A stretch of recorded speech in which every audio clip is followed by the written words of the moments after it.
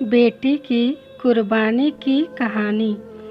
6 महीने मायके रहने के बाद आज बेटी ससुराल जा रही थी। पिछले हफ्ते पिता ने कहा था, हम बूढ़े हो गए हैं, अब तुम्हारी लड़ाई नहीं लड़ सकते।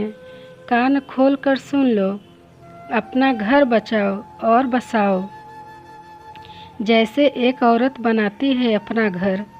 बेटी ने पिता की यह चेतावनी भी वैसे ही मान ली थी जैसे उसने हर चेतावनियाँ सीखते समझते हुए लड़कपन से जवानी तक मानी।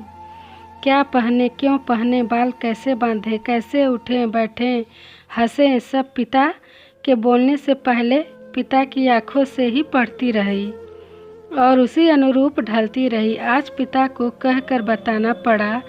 इसका मतलब यह आज तक की सबसे बड़ी चेतावनी है। वह नज़रें झुकाए धीमी रुंधी आवाज़ में इतना ही बोल पाई, जी पापा। माँ ने बेटी की आंखों में झांका, वहाँ शून्य था। एक ही क्षण में बेटी कितनी सहजता से भाव बदल गई। माँ हैरान थी, लड़की की कितने स्तरों पर कैसी कैसी ट्रेनिंग करता है यह समाज।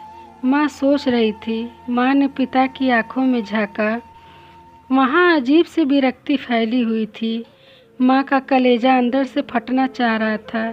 एक औरत कैसे बनाती है घर, ये मुझसे पूछो।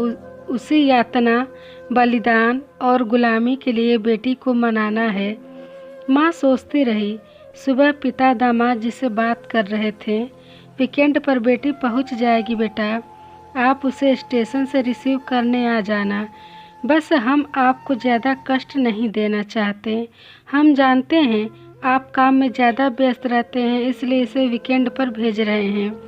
बेटी ने दामाद से बात करके पिता के कांपते हाथ देखे तो अंदर से रो पड़ी। पिता आज उसे छोड़ने स्टेशन तक नहीं आ सके। घर से ही ज़रूरी नसीहतें देकर उसे विदा किया। भाई और माँ स्टेशन तक छोड़ने आए।